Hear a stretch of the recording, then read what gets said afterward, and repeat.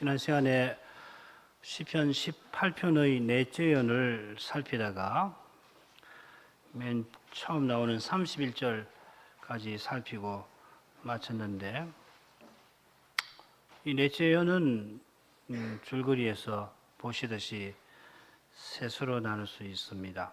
참고해서 들으십시오. 여호와께서 다윗더러 전쟁을 준비하게 하시고 전쟁에서 승리하게 하시며 승리한 다윗에게 온 세상을 다스리는 왕권을 허락하신다 하는 내용입니다.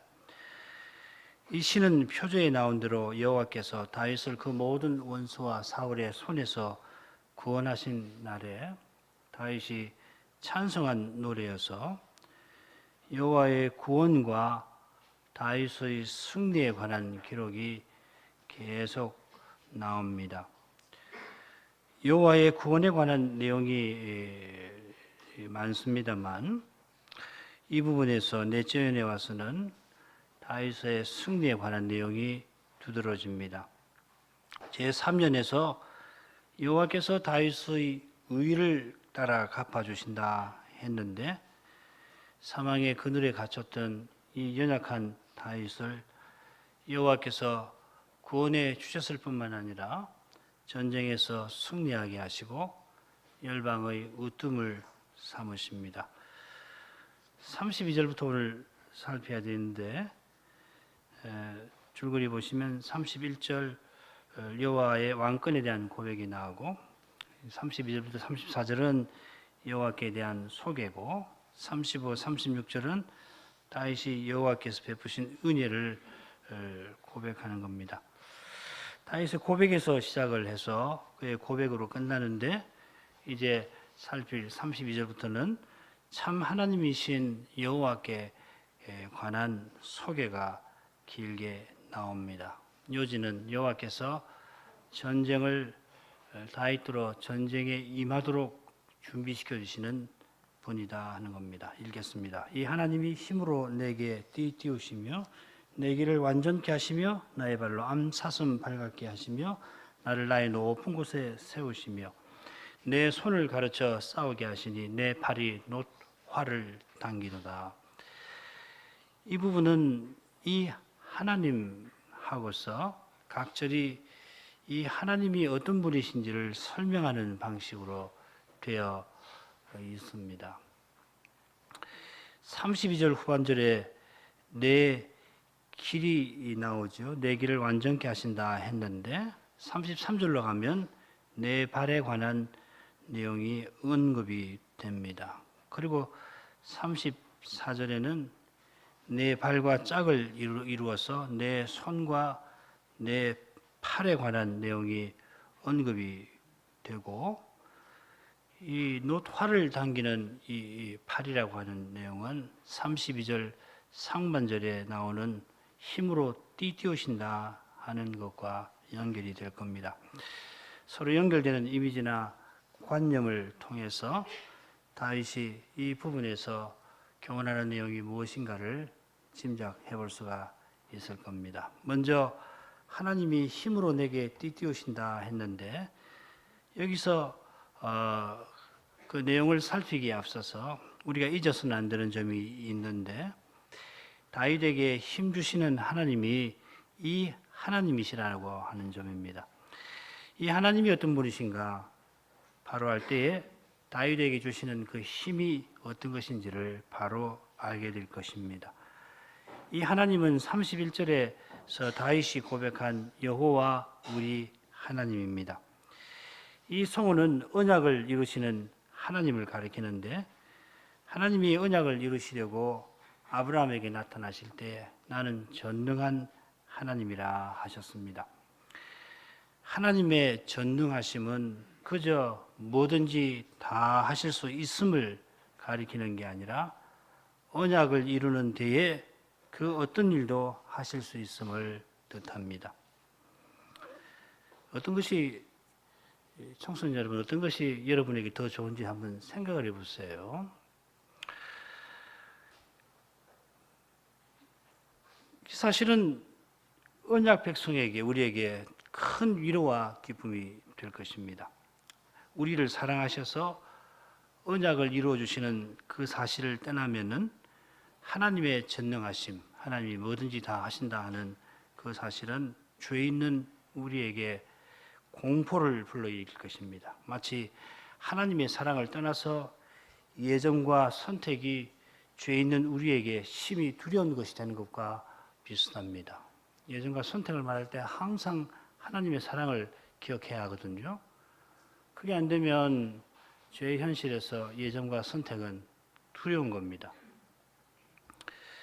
하나님의 전능하심은 무엇보다도 언약을 이루려고 사람이 되실 수가 있고 죄인의 자리에 서실 수가 있고 죄를 대신 담당하실 수 있는 거기에 있습니다. 이런 것도 하실 수가 있는 거예요. 하나님께서. 고린도전서 1장에서는 헬라 사람들은 이거 미련하다고 그랬죠. 터무니없다. 그런 까닭에 우리가 죄의 현실에서 절망하지 않을 수가 없는 것들에 하나님의 전능하심은 언제나 우리에게 소망과 구원의 빛을 비춥니다. 이 하나님의 전능하심, 곧 사랑하심이 우리의 삶을 해석하는, 들여다보는 안경입니다. 그처럼 지금 살피는 부분을 이해하는 열쇠입니다. 전능하신 하나님이 주시는 힘은 다윗대로 언약을 이루는 전쟁을 능히 임할 수 있게 할 겁니다. 39절에 같은 표현이 나오는데 여기 보면 나로 전쟁케 하려고 능력으로 내게 띠띠우셨다 했습니다. 능력으로 띠띠우신다는 표현을 전쟁을 위한 것이다 이렇게 새기면은 34절에 내 손을 가르쳐 싸우게 하신다 하는 표현과 짝을 이룹니다. 이 단락을, 이 부분을 전쟁 준비에 관한 부분으로 보도록 합니다.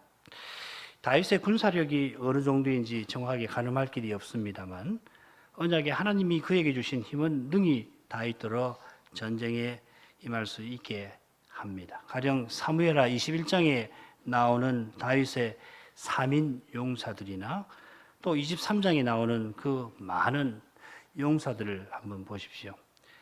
사울의 시대를 생각할 때 이 위대한 용사들은 대체 어디 있다가 나타나서 다윗을 도왔는가? 알 길이 없습니다. 오직 하나님이 이 용사들을 친히 준비해서 다윗에게 선물로 주신 겁니다. 다윗은 이 용사들의 도움을 받아 상승 장군, 언제든지 전쟁을 이기는 장군이 되었습니다. 여호와께서 전쟁에 임할 힘을 주실 뿐만 아니라 내 길을 완전케 하신다 하고서 다윗이 고백합니다. 30절에 보면 하나님의 도는 완전하다 했는데 여기 이 도라는 말과 길이라는 말은 같은 말입니다.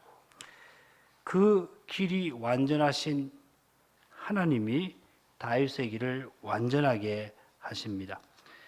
30절에 하나님의 길이 완전하다고 하는 고백은 28절, 29절과 붙어 있는데 가령 29절을 보면 다윗이 하나님을 의지하여 적군을 공격할 뿐만 아니라 전장의 위험에서 벗어납니다. 내가 하나님을 의지해서 적군을 달리며 주를 의지해서 담을 뛰어넘나이다 그랬죠. 이 내용을 우리가 살필 때에 사무엘상 30장 시글락 사건과 23장 그일라 사건을 살폈습니다만 이 두 사건을 살펴보면 공통점이 있는데 다른 때도 마찬가지일 겁니다만은 특별히 이 두 부분에 공통되게 기록된 내용이 있는데 그 뭐냐면 다윗이 대제사장의 에봇을 통해서 여호와께 기도하는 장면이 나옵니다. 하나님께서 다윗에게 그가 취할 길을 보여주시니까 다윗이 하나님이 보이신 그 길로 행해서 아말렉 군대를 이기기도 하고 자기를 포해서 죽이려고 하는 사울의 손에서 벗어나기도 했습니다. 다윗 스스로라면은 자기 신복들의 돌에 맞아 죽든지 혹은 자기 지파 사람들의 배신 때문에 사울에게 잡혀 죽게 생겼습니다만, 그러니까 다윗 자신이 볼 때에 자기의 길은 멸망으로 둘러싸여 있었습니다마는 여호와께서 완전한 길을 그에게 주셨습니다. 이후로도 다윗은 왕이 되어서 원수와 전투할 때, 적군과 전투할 때 먼저 여호와께 어떻게 해야 할지를 묻습니다. 사무엘하 5장 19절 23절 같은 데 보면, 특별히 그 두 군데 보면은 다윗이 전쟁하기 전에 여호와 하나님 어떻게 할까요? 하고 여쭙는 장면이 나오는 거 기억하실 겁니다.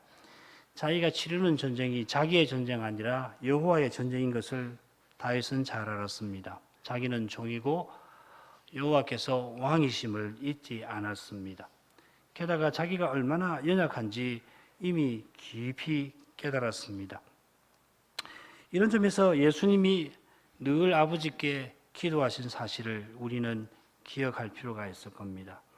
누가복음에 예수님이 기도하신 장면을 구체적으로 기록한 것이 10군데 나오는데 참고하시고요. 이 기도하신 때를 보면 이 메시아로서 사명을 이루고 나가시는 그 길에 중요한 시기들입니다. 바꿔 말씀드리면 죄와 세상과 마귀와 더불어 싸우시는 그 신령한 전투를 메시아로서 행하신 건데, 그 길에서 이 기도하신 때들은 매우 중요한 때였습니다. 겟세마네에서 아버지의 뜻대로 하옵소서 기도하셨고, 십자가에서 내 영혼을 아버지 손에 부탁하나이다 하셨는데, 이런 주님의 기도의 내용에서 충분히 짐작할 수 있듯이 그리스도는 오직 아버지를 의지해서 그 뜻을 받들고 나아가셨습니다. 그래서 십자가에서 가장 위대한 전쟁을 승리로 이끄셨습니다. 누구든지 소명이나 사명을 이루려 한다면 마땅히 그리스도께서 보이신 이 모범을 좇아야 합니다. 매번 하나님께 구하고 하나님이 보이신 그 길로 늘 행해야 합니다. 그 길만 아니라 그 길을 행할 힘도 겸손히 구합니다. 기도하지 않을 수 없습니다. 다윗에게 완전한 길을 주시는 하나님이 나의 발로 암사슴 발갛게 하신다 한 것은 완전한 길로 신속히 행할 수 있게 하신다 하는 뜻입니다. 노루가 가파른 산지를 사뿐사뿐 올라가는 것처럼 험한 전쟁터에서 장애물을 잘 피해 가야 할 곳으로 군대를 옮기도록 하셔서 나의 높은 곳에 세우신다고 고백합니다. 나의 높은 곳은 전쟁을 수행하는 데 유리한 고지를 가리킵니다. 암사슴처럼 군대를 신속하게 움직여서 고지, 곧 높은 요새를 차지한 것입니다. 그처럼 이 하나님은 내 손을 가르쳐 싸우게 하십니다. 이 시를 쓴 다윗은 젊어서부터 무수한 전쟁을 치른 인물인데 싸우는 방법을 스스로 터득했다 말하지 아니하고 하나님에게서 배웠다 고백합니다. 그래서 내 팔이 놋 활을 당긴다고 합니다. 놋 활이 어떻게 생겼는지 잘 모르겠습니다만은 이건 틀림없이 비상한 힘을 다윗이 소유한 거, 하나님에게 받은 것을 가리킬 겁니다. 요컨대 다윗은 이 모든 좋은 것을 하나님께 돌립니다. 이것은 겸양의 표현이 아니라 사실의 고백입니다. 자기에게 있는 모든 좋은 것이 자기가 스스로 얻은 게 아니라 하나님에게서 받았습니다. 이것은 하나님이 친히 언약을 이루신다는 고백이기도 합니다. 이 고백은 언약을 이루시는 하나님이 전능하심을 겸손히 인정합니다. 조금 전에 함께 생각한 대로 그분의 전능하심은 우리 하나님으로서 전능하심, 우리를 사랑하셔서 구원하시는 일에서 전능하심, 무슨 일이든지 하실 수 있는 그런 분이십니다. 이제 그 다음 부분 가겠습니다. 35, 36절 주께서 또 주의 구원하는 방패를 내게 주시며 주의 오른손이 나를 붙들고 주의 온유함이 나를 크게 하셨나이다. 내 걸음을 넓게 하셨고 나로 실족지 않게 하셨나이다. 앞에서는 이 하나님에 관하여 자기가 소개하는 것이라면 여기서는 다윗이 하나님께서 베풀어 주신 그 은혜를 하나님에게 직접 고백하는 대목입니다. 그러니까 여기 나오는 이 주라고 하는 표현은 당신의 존칭어입니다. 당신께서 이게 우리 요즘에는 가끔씩 씁니다만은 우리말에는 맞지 않으니까 주님이라고 주라고 해놨습니다. 다윗은 주의 방패, 주의 오른손, 주의 온유함이라 표현하면서 하나님이 친히 베푸신 그 은혜를 감사하는 심정을 드러냅니다. 다만 여기서는 다윗이 전쟁에서 방어하는 입장에서 하나님이 어떻게 도우셨는지를 주로 언급하는 것 같습니다. 바로 앞에서는 전쟁에 임하는 다윗에게 적군을 공격하는 것과 관련해서 그에게 필요한 것을 하나님이 주셨다고 고백을 하는데, 같은 고백이 전쟁의 위험에서 벗어나게 하는 그런 일과 관련해서 이어지고 있습니다. 주의 방패, 구원하는 방패를 주셨다 했습니다. 이 구원의 방패를 주셨다 하는 말은 적의 공격을 막을 수 있는 방책을 주셨다 하는 뜻일 겁니다. 놋 활을 당길 힘을 주신 것처럼 적의 공격을 막는 방패를 적절하게 사용할 수 있게 하신 것입니다. 물론 당시에 전쟁할 때에 왕의 방패를 드는 사람들이 적의 공격을 막아서 왕을 보호했는데, 이들이 잘 훈련을 받아서 왕을 방어하는 그 일을 잘 하도록 하신 것입니다. 다윗은 그런 군사들을 자기가 양성했다고 말하지 않고 하나님이 주셨다 고백합니다. 그처럼 주의 오른손이 자기를 붙드셨다고 고백합니다. 오른손이 능력을 상징한다는 것은 이미 알고 계실 겁니다. 힘으로 띄우시는 것이 공격을 위한 것이라면 오른손으로 그를 붙들어 주시는 것은 방어를 위한 것입니다. 다윗이 약해질 때에 하나님이 그를 붙잡아 주셨습니다. 가령 사울이 대군을 이끌고 요새를 포위할 때에 다윗도 사람이라 싸우기 전에 전의를 상실해서 그만 몸을 가눌 수 없게 될 수도 있는데, 하나님이 그때마다 그의 마음을 굳건하게 붙잡아 주신 것입니다. 그 부하들 앞에서 그런 모습을 내비칠 수는 없고, 그렇지만은 꼼짝없이 죽게 되면은 다윗도 사람이니까 전의를 상실하고 그러면 판단력을 잃어버리고 그래서 큰 일을 치를 수 있는데, 하나님이 그때 오른손으로 그를 탁 붙잡아 주신 것입니다. 주의 온유함이 나를 크게 하셨다 하는 표현은 해석하기가 조금 어렵습니다. 이 말이 온유함이라는 뜻도 있습니다만은 이 낮아짐이라는 뜻도 있고, 이 뜻이 좀 더 자연스러운지 모릅니다. 이 주의 낮아짐이라고 하는 것은 주님이 몸을 굽혀서 다윗의 기도를 들으신 것을 가리키는 듯합니다. 게다가 사무엘하 22장 36절 같은 시니까요. 이 부분하고 대응되는 것이 22장 36절인데, 거기 보면 주의 낮아지심 대신에 주의 대답하심으로 되어 있습니다. 우리말은 온유함이라고 번역이 되어 있는 것 같은데 원문은 대답하심이라고 되어 있습니다. 우리가 앞서 전쟁에 임하는 다윗이 하나님께 기도한 일을 살폈는데, 그때마다 하나님께서 응답을 해주시거든요. 블레셋과 전쟁할 때 어떻게 할까요? 하나님이 기가 막히게 대답을 척 해주시는데, 그런 것이 그런 일들이 다윗을 자기 부하들 앞에서 크게 되게 했겠지요. 그러니까 참 다윗이 위대하다. 참 다윗을 의지해서 전쟁을 수행하면 되겠구나. 그렇게 마음이 돌아갔을 겁니다. 내 걸음을 넓게 하심이라.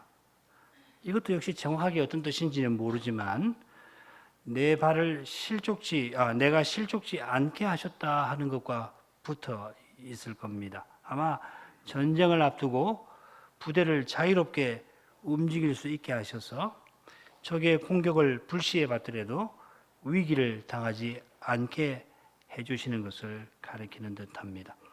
계속해서 다윗은 주님이 내게 주셨고 주님이 나를 위하여 친히 행하셨다고 고백합니다.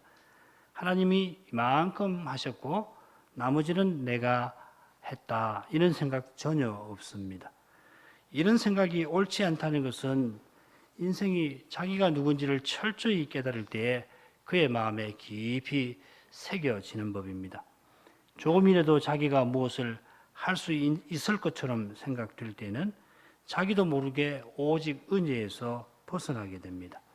일을 시작할 때는 하나님 은혜를 전심으로 의지하다가 바라는 대로 일이 척척척 이루어져 가면 금방 자기 자랑에 빠지기 쉽습니다. 자기도 모르게 그렇게 되는데 이 변명에 중요한 교훈이 담겨 있습니다. 인생은 자기도 모르는 존재입니다. 자기가 누군지를 알려면 은혜의 말씀을 들어야 합니다. 늘 하나님 말씀을 듣고 말씀하시는 하나님께 나아가 기도해야 합니다. 달리 방법 없습니다. 이제 둘째 부분 가겠는데 줄거리 보시죠. 37, 38절 내가 원수를 완전히 멸하리이다. 39, 40절은 주께서 내 원수를 굴복해 만드셨습니다. 41절, 42절은 내가 그들을 티끌같이 부셔뜨렸습니다. 줄거리에서 드러나듯이 37, 38절 그리고 세 번째 41, 42절이 서로 같은 주제를 다루고 있습니다. 그 주제는 이 시인이 다윗이 전쟁에서 원수를 완전히 물리친다 하는 것입니다. 37, 38절은 시인이 원수를 완전히 멸하리라 하고 그 결심을 밝히면서 전쟁터로 나아가는 모습이라면 41, 42절은 하나님의 큰 도우심을 받아서 결심한 대로 원수를 완전히 철저히 멸하는 모습입니다. 멸하는 모습이 됩니다. 그 중간에 다윗이 이렇게 승리한 이유가 밝혀져 있는데 하나님께서 전쟁을 친히 승리로 이끌어 주셨다 하는 겁니다. 자, 이런 줄거리 위에서 본문 조금 더 보죠. 37, 38절 내가 내 원수를 따라 미치리니 저희가 망하기 전에는 돌이키지 아니하리이다. 내가 저희를 쳐서 능히 일어나지 못하게 하리니 저희가 내 발 아래 엎드러지리이다. 조금 전에 살핀 대로 이 하나님, 곧 전능하신 하나님이 공격이나 방어에서 모든 도움을 주심으로 전쟁에 이제 임하도록 하신 까닭에 다윗은 담대한 마음으로 전쟁터에 나가고 확신 가운데 승리하리라 합니다. 여기 일어나지 못한다, 내 발 아래 엎드려진다는 표현이 완전한 승리를 가리킵니다. 이것은 제2연의 장면과 대조됩니다. 거기서 다윗은 죽음의 올무에 매여서 그야말로 죽게 생겼는데 여호와께서 강한 원수와 미워하는 자에게서 다윗을 건져 주셨습니다. 여기서는 다윗이 전쟁에 나서면서 담대히 원수들에게로 접근할 뿐만 아니라 승리를 확신합니다. 아마 전쟁을 시작하자마자 원수들이 수세에 몰려서 내 빼기 바빴던 것이 아닐까, 그런 모습을 지금 그리는 것이 아닐까 짐작합니다. 그 이유가 그 다음에 나옵니다. 39, 40절 대저 주께서 나로 전쟁케 하려고 능력으로 내게 띄우사 일어나 나를 치는 자로 내게 굴복케 하셨나이다. 주께서 또 내 원수들로 등을 내게로 향하게 하시고 나로 나를 미워하는 자를 끊어버리게 하셨나이다. 우리가 살핀 대로 여호와께서 다윗에게 전쟁을 능히 수행할 힘을 주셨는데 전쟁에 임한 다윗과 그 부대의 그 위용을 보고서는 다윗을 치러 온 자들이 압도되었을 겁니다. 가령 다윗의 용사 가운데 다그몬 사람 요셉 바세바라고 하는 두목이 있는데 이 사람은 혼자서 800명을 물리쳤습니다. 전쟁이 시작되자 이런 용사가 홀로 적진에 뛰어들어가서 이렇게 휘저버리면은 적군의 사기는 바로 땅에 떨어질 것입니다. 또 이런 일이 사무엘하 23장에 기록이 되어 있습니다. 9절 10절입니다. 그 다음은 아호와 사람 도대의 아들 엘르아살이니 다윗과 함께한 세 용사 중에 하나이라. 블레셋 사람이 싸우려고 모임에 이스라엘 사람들이 물러간지라. 세 용사가 싸움을 도두고 저가 나아가서 손이 피곤하여 칼에 붙기까지 블레셋 사람을 치니라. 그날에 여호와께서 크게 이기게 하셨으므로 백성들은 돌아와서 저의 뒤를 따라가며 노략할 뿐이었더라. 블레셋 군대가 많으니까 이스라엘 군대가 처음에는 겁을 내면서 물러납니다. 그런데 다윗의 세 용사가 나서서 용기 있는 태도로 싸움을 도두는 겁니다. 그 사무엘 상하에 보면 싸움을 도두는 장면 나오죠. 욕을 하면서 상대의 전의를 상실시키기도 하고 겁을 주기도 하고 심지어 욕도 하기도 하고 그러죠. 그때에 세 용사 가운데 엘르아살이 블레셋 사람을 치니까 그 군대가 등을 돌리며 뺐습니다. 그러자 물러났던 이스라엘 군대가 돌아와서 도망치는 블레셋 사람을 쫓아가면서 물리쳤습니다. 등을 돌리게 한다는 표현 아까 우리 읽었죠. 우리가 시편 18편을 살피기 시작할 때 사무엘하 21장부터 24장의 줄거리에서 우리 줄거리를 생각한 대로 다윗이 이런 시를 쓸 수 있었던 것은, 그러니까 그가 숱한 전쟁에서 승리할 수 있었던 것은 오직 하나님이 이런 많은 용사들을 보내주신 덕분입니다. 엘라살이나 요셉, 바세바 같은 인물이 보여준 용맹은 실로 비상한 것일 뿐만 아니라 이 용사가 홀로 적군을 도망치게 만든 일은 실로 비상합니다. 그런 까닭에 다윗은 이 시에서 하나님이 적군들어 등을 돌리며 도망치게 만드셨다. 나를 치러 일어난 자들을 내게 굴복해 하셨다. 고백하는 것입니다. 사무엘 하에도 하나님께서 승리하게 하셨다. 그랬죠. 이런 승리가 이스라엘에게 얼마나 중요한지 우리가 이제 조금 생각해 볼 수가 있을 것 같은데, 우선 41, 42절을 읽겠습니다. 저희가 부르짖으나 구원할 자가 없었고 여호와께 부르짖어도 대답지 아니하셨나이다. 내가 저희를 바람 앞에 티끌같이 부셔뜨리고 거리에 진흙같이 쏟아버렸나이다. 바람 앞에 티끌같이 부셔뜨린다든지 거리에 진흙같이 쏟아버렸다. 걷어다가 진흙을 걷어다가 거리에다가 그냥 쏟아서 던져서 버렸다는 말이죠. 이게 완전한 승리를 가리킬 겁니다. 바람 앞에 티끌같이 부셔뜨린다는 표현은 다니엘 2장의 그 꿈 장면을 떠오르게 합니다. 뜨인돈이 거대하고 단단한 신상을, 금, 은, 놋, 철로 된 이 신상을 티끌처럼 만들어서 바람에 날려 사라지게 만들었습니다. 그처럼 쏟아버린 거리의 진흙은 사람들의 발에 마구 짓밟힙니다. 다윗이 말하는 원수가 누군지는 이미 표제에 나와 있습니다만은 41절에서도 짐작할 수 있습니다. 표제에 보면 모든 원수와 사울의 손이라고 했는데 41절에 보면 여호와께 부르짖는 원수가 나옵니다. 이는 사울과 그의 신복들을 가리킬 겁니다. 사울이 길보아 전투 직전에 마지막 전쟁이죠. 자기가 목숨을 잃는 그 전쟁, 이스라엘이 대패하는 그 전쟁 직전에 엔돌의 접신녀를 찾아가는데 그 이유가 뭐냐면 이렇게 되어 있습니다. 사울이 여호와께 묻자오되 여호와께서 도무지 대답지 아니하셨다 했습니다. 사울이 신념녀 앞에서 여호와의 이름으로 맹세까지 했지요. 사울을 따르던 이들이 길보아에서 구원을 바라며 여호와께 부르짖었지만은 여호와는 대답하지 않고 많은 백성이 사울과 그 아들들과 함께 넘어지게 만드셨습니다. 마찬가지로 다윗의 모든 원수들이 부르짖어도 구원할 자가 없었습니다. 특별히 다윗이 평생 싸웠던 원수가 블레셋입니다. 사사시대 말기부터 블레셋이 이스라엘을 사실상 지배하는데, 그렇게 된 연유는 엘리의 두 아들이 언약궤를 들고 블레셋과 싸우다가 대패했기 때문입니다. 그때 언약궤만 블레셋에 빼앗긴 것이 아니라 블레셋이 이 실로의 성막을 파괴해 버립니다. 시편 78편 같은 데 나오죠. 이후로 노베 언약궤 없이 성막이 세워졌고 사울이 노브의 제사장들을 죽여버리고 아들 하나 아비아달만 남겨 다 죽인 다음에는 이 성막이 기브온으로 옮겨 지지만은 언약궤는 기럇 여아림에 오랫동안 20년 동안 있게 됩니다. 이 기간에 블레셋은 단연 이스라엘의 원수였습니다.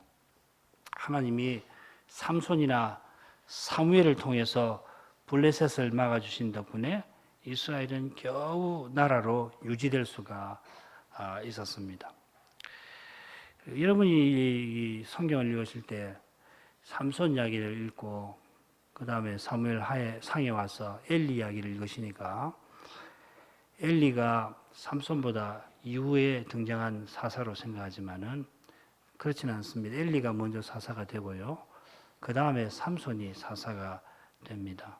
그러니까 엘리 죽었을 때에 이스라엘이 대패하고 언약궤를 빼앗기지 않습니까? 그 이후에 삼손이 물론 그 전에 사사가 되었는데 그 이후에 삼손이 아시는 대로 들릴라 사건 이후에 눈이 멀었고 나중에 머리카락이 자라니까 블레셋 지도층을 한 번에 멸해버린 일이 있죠.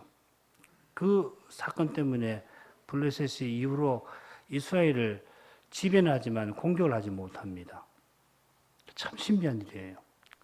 물론 사무엘도 블레셋을 막았습니다만은 참 안 그랬으면 뭐 이스라엘 나라가 블레셋에 망했을 가능성이 높습니다. 그 이후에 아시는 대로 사울이 왕이 되어서 약해진 블레셋을 무찔러야 했는데 처음엔 그랬죠. 그런데 이 미칭왕이가 돼가지고서 악신에 들려가지고서 다윗을 시기하다가 나라를 돌보지 못해서 결국은 길보아 산에서 블레셋에게 대패하고 맙니다. 그 세월이 참 의미가 있거든요. 나라가 거센 바람 앞에 둥글 같은 형편이었는데 그런 형편에서 다윗이 블레셋을 마침내 무찔렀습니다. 얼마나 철저히 무찔렀는지 블레셋이 이후로 역사 무대에 명함을 내지 못한다 그러죠. 이름이 등장하지 않을 정도입니다. 다곤 신을 섬겼는데 아무리 부리져도 다곤 신이 블레셋을 도와주지 않았습니다. 이제 제 사연으로 가겠습니다. 주께서 43절에 45절 주께서 나를 백성의 다툼에서 건지시고 열방의 으뜸을 삼으셨으니 내가 알지 못하는 백성이 나를 섬기리이다. 저희가 내 풍성을 소문을 들은 즉시로 내게 순복하며 이방인들이 내게 복종하리로다. 이방인들이 세미하여 그 견고한 곳에서 떨며 나오리로다. 이 부분의 주제는 이 열방의 으뜸으로서 다윗입니다. 열방의 으뜸인 다윗을 이방인들이 섬깁니다. 그들이 섬기는 이유는 45절에 나온 대로 전쟁에 져서 견고한 요새가 견고합니다만은 전쟁에 지니까 항복하며 나오는 사실과 붙어 있습니다. 이 사실을 우리가 조금 전에 살핀 겁니다. 다윗의 왕권이 이방인에게 미치게 되었습니다만은 그 출발은 여호와께서 다윗을 백성의 다툼에서 건지신 데 있습니다. 여기서는 나를 백성의 다툼에서 건지셨다 했는데 사무엘하 22장 44절을 보면 나를 내 백성의 다툼에서 건지시고 했습니다. 시편 18편에서 내 백성을 그냥 백성으로 단수입니다. 백성들이 아니고 백성으로 고치긴 했어도 백성들이라고는 하지 않았으니까 사무엘하 22장과 사실상 다르지 않아 보입니다. 그렇다면은 다윗은 유다 왕이 되었던 때에 사울의 집과 싸웠던 그때를 들어서 지금 이야기하는 것 같습니다. 사무엘하 3장 1절 이하에 그 내용 나오죠. 물론 유다 왕이 되기 전에도 다윗은 길보아 전투에서 죽은 사울과 요나단을 위하여서 칼의 노래를 지어 불렀고 1장이 나옵니다. 얼마나 예도하는 마음으로 그 시를 썼는지 기억하실 겁니다. 아브넬이 요압의 속이는 칼에 죽었을 때도 아브넬은 사울의 신복이잖아요. 사울의 아들 섬기는 군장인데 이 아브넬이 이야기하려면 기니까 생략하죠. 아브넬이 요압의 속이는 칼에 죽었을 때도 그 아브넬을 애도할 만큼 백성의 다툼에서 다윗은 매우 조심했습니다. 자칫 잘못하면 훗날 솔로몬이 죽은 이유처럼 이스라엘은 둘로 쪼개지기 쉬웠기 때문입니다. 나중에 둘로 쪼개지는 이유하고 지금 이때 이 사건하고 붙어 있죠. 그렇게 되면 다윗이 기름 부음 받은 사명을 이룰 수가 없습니다. 언약의 나라를 믿음 안에서 통일시키지 않고 아무리 영토를 확장해 본들 하나님이 기뻐하시지 않습니다. 하나님께서는 이스라엘의 왕들어 군대를 많이 두지 말고 말을 많이 사지 말라 그러셨잖아요. 나라를 통일한 후에 주변의 나라들과 싸우는 일도 작은 일이 아니었을 겁니다만은 그 이전에 이 언약의 나라를 통일시키는 그 일이 다윗에게는 못지않게 중요한 일이었습니다. 사실 사무엘서를 보더라도 이 일이 훨씬 더 많이 기록이 되어 있지 다윗이 주변 나라들을 정복한 이야기는 그렇게 많지가 않습니다. 다윗이 백성의 다툼에서 건진받은 후에 열방의 으뜸이 되었다 하였습니다. 으뜸으로 삼으셨다 했죠. 이 으뜸이란 말은 머리라는 말의 번역입니다. 여호와께서 다윗을 열방의 머리로 삼으셨다 했습니다. 사무엘하 22장 44절에는 나를 보존하사 열방의 으뜸으로 삼으셨다 되어 있습니다. 이 나를 보존하셨다는 표현은 여호와께서 열방의 으뜸을 삼으신 그 점, 하나님이 삼으셨다는 그 점을 돋보이게 합니다. 다윗 스스로 열방의 머리가 된 게 아니라 그런 일을 바랄 수 없는 다윗인데 하나님이 그런 다윗을 친히 으뜸되게 만드셨습니다. 이 점은 바로 앞에 생각한 백성의 다툼에서 건져주셨다 하는 것과 붙어 있습니다. 다윗이 정략이 뛰어나서 백성의 다툼을 피했다는 것이 아니라 하나님께서 건져주신 거죠. 아브넬 사건도 그렇고 그죠? 우리 역사를 압니다만은 열방의 으뜸으로 삼으신 일이 물론 그가 주변 나라들을 정복하고 조공을 받는 사실과 붙어 있을 겁니다만은 사무엘하 8장이 나오죠. 이 사실만으로는 열방의 으뜸을 삼으신 일을 다 설명하기는 어렵습니다. 다윗이 자기 전에 사울은 물론이고 이후로 솔로몬 외에 어느 왕보다도 주변 나라들을 정복하고 화친을 통해서 나라의 영토를 넓힌 왕입니다마는 이 사실관계만으로는 다윗을 열방의 으뜸이라 머리라고 하기가 어렵습니다. 다윗이 주변 나라들을 정복한 사실과 아울러서 시편 2편의 예언이 떠오릅니다. 시편 2편의 예언은 다윗에 관한 것이면서 동시에 다윗의 아들들, 후손들에 관한 것이고 궁극적으로는 다윗의 그 아들에 관한 것입니다.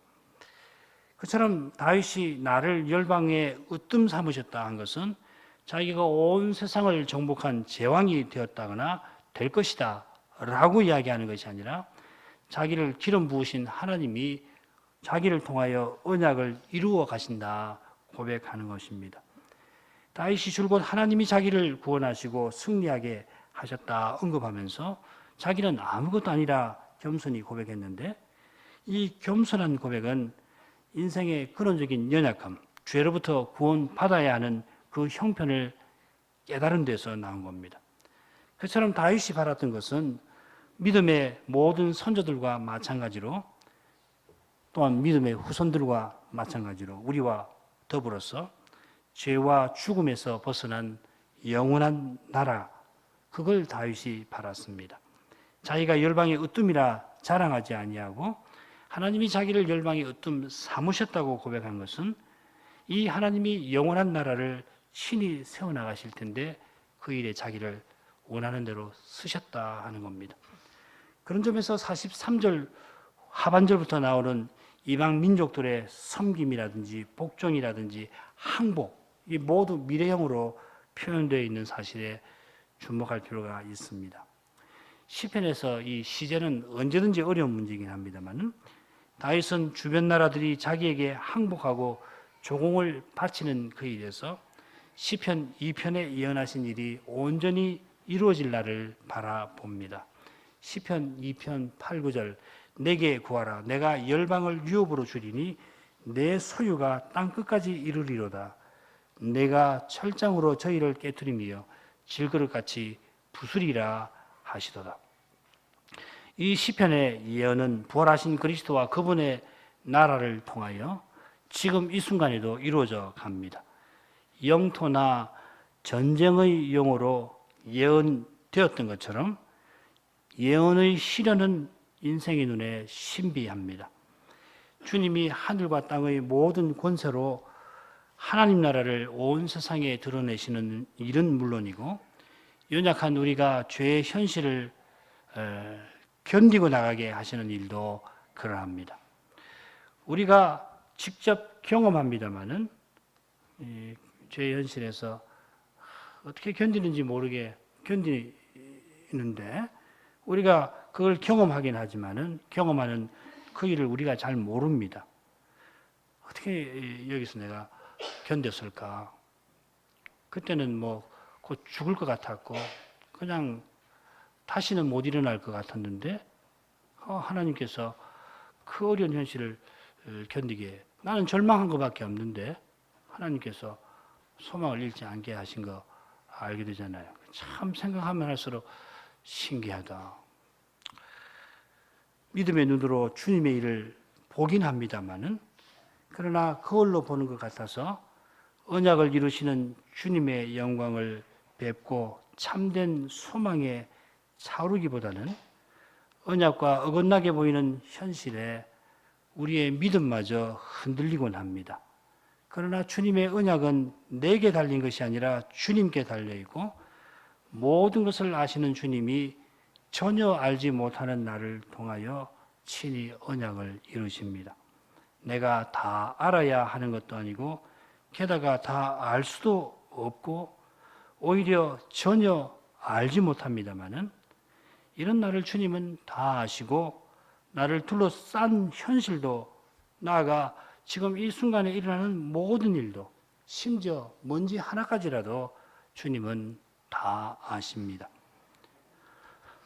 게다가 이런 높고 크신 주님이 나를 사랑하십니다.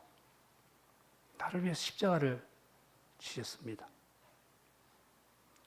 그 사랑이 연약한 나를 언제든지 붙들어 주십니다. 기도하겠습니다.